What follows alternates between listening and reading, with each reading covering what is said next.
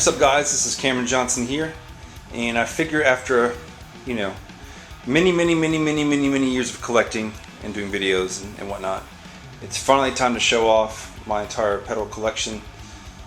This collection may not remain intact. I have a lot of bills coming up here this summer. Stuff didn't work out as well last semester for me as far as teaching and my hours. So a lot of this, some of the stuff may end up going, unfortunately. But for posterity's sake, let's take a look at the collection. The most notable thing is it's a complete Boss compact pedal collection minus the 3 pedals that came out this past year. So the vocoder, the reissue of the tremolo, and then there's something else. Forgot. What else did they put out? Maybe the bass compressor. Anyway, so speaking of Boss, let's start out with the Boss pedals. I put the Mac Daddy pedals all on top. So got the slow gears, of course, C, E2, and etc. Spectrum was a pretty cool find. That OD1 was actually a really cool find. Got that off eBay. The guy thought it was broken, but of course it wasn't. And this is the first, I believe, with the whatever pin chip, 14 pin, whatever people say is the best. And then my favorite chorus pedal, the Dimension C, the Digital Dimension DC3, which is overshadowed by the DC2.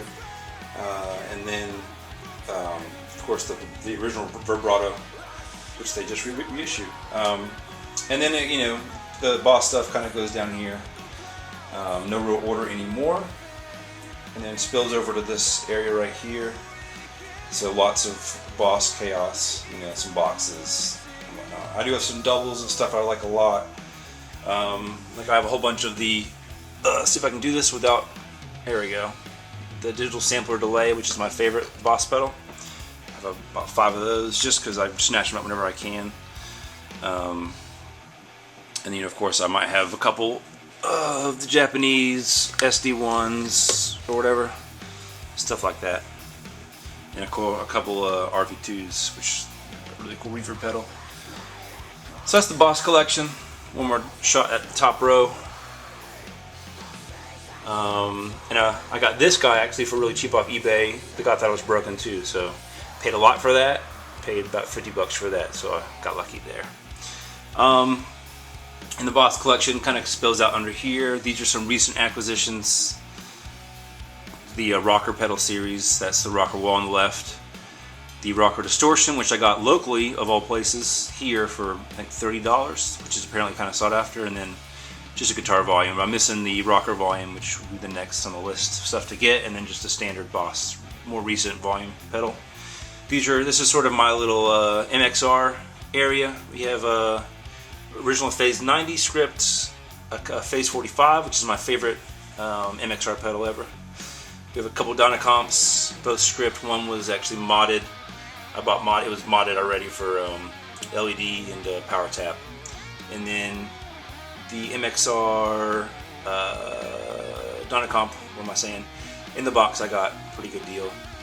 And then here's a flanger, MXR flanger, and then that's actually a rehoused Phase 90, also Script, so happy to have those. Let's go over here to the EHX section, Electro Harmonics, the POG, which is great. One of my favorite delay pedals, Memory Man. Small Stone, great phaser. Little Big Muff, pretty cool.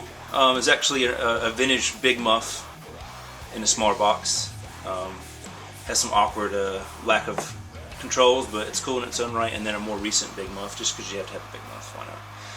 Here is my little Nobels corner right here. We got the ODR1, which is pretty classic, and I just happened to find this bass overdrive for super cheap, like $15 locally, and then a noise decimator. Why not? And then here's my little boutique corner. We have the Open Road, sort of like a tube screamer. That's from Visual Sound. We have a slow volume, which is right here. Let me kind of get down here. Slow volume, which is the slow gear clone, way before I had a slow gear. Slow volume from Guide Tone, which apparently is expensive now in its own right, which is kind of hilarious. the Clinch Effects EP Pre. That's a the first Echoplex preamp pedal. It was really hard to get at one point. The Full Drive 2 by Fulltone, which is my very first boutique pedal, you could say. That started the whole craze. Love Pedal Vibe, just a great vibe pedal. And then my Barber pedals, Launchpad and LTD. I have one right here on my pedal board. We'll get to that here in a second. But those are both excellent pedals. They make. I think Barber's probably my favorite boutique pedal company. The AYA compressor R-Comp, which is just a great sort of studio, I think, optical compressor. And then my little Keeley area. I only have 2 Keeley pedals, minus some Modern Boss stuff, but the Mag Echo, which is pretty cool. Sort of. Why can't I think today? Kind of like the Memory Man in a smaller box. At least trying to achieve the same thing, different pedal, but trying to do that analog delay thing. The Keeley compressor, and then Caroline Icarus Boost, which I just got in a trade, so no real attachment, but it's a great pedal in of itself. Let's come over here to Ibanez Pedal World, my new kind of favorite. Well, hold on, almost forgot. Can't forget, we got the Keeley Modded Rat, and then we got the Turbo Rat when you want to get turbo. So here's my new sort of favorite corner. I keep forgetting stuff. Boss, Rotary Ensemble, and Space Echo. Okay, so Ibanez stuff. I think super underrated. Over to the left, we just have a couple tube screamers. One, I think it's like a BYOC Klon tube screamer, and then a TS5 tube screamer. And then right behind that, we have the 9 series pedals. That's we have chorus, sonic distortion. We have a Maxon True Tube booster, which is kind of unique. Has a little tube in there. Vintage. So I guess the vintage pedals over here are the stereo chorus to the left, and then the graphic EQ reissue tube screamer. I'd like to get an original one day. And this is kind of neat. You have to pardon the camera work. Part of owning all these pedals means you don't have a good camera, but that's just part of the deal. So this is kind of neat. This is a little foot switch. Sorry, this doesn't focus, but I've never seen one of these before. It's a foot switch from the 9 series, just kind of like those Boss over there in the corner, those foot switches, same kind of thing. I think this is is this latching? Non-latching, so that's kind of a momentary switch. Right here we have my new sort of favorite Ibanez series, which the TS808 came out of. I don't have one of those, but these are all vintage. Phase Tone, Maxon Phaser. This is an 18 volt phaser, so I think this one just came out in Japan. Correct me if I'm wrong. Compressor 2, great compressor, kind of like a MXR Dynacomp. Analog delay, you can that's very much akin to the Boss delay, the DM2, and the Ibanez flanger. So had to do a quick change up. Forgot my vintage Ibanez FL9 flanger. So okay, I really apologize if these are all blurry. Okay, so here we go.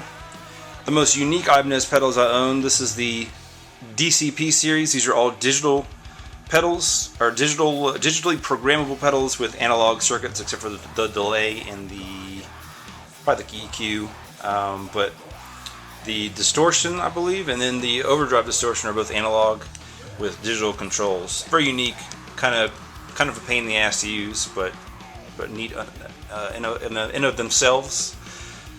And here's the little unit that they came out with to control all those, because you can actually save presets on these, and then use a foot controller with this to select different presets. A failed attempt, I think, but it's kind of a cool little idea. Came out in the 80s. It was the 80s, why not?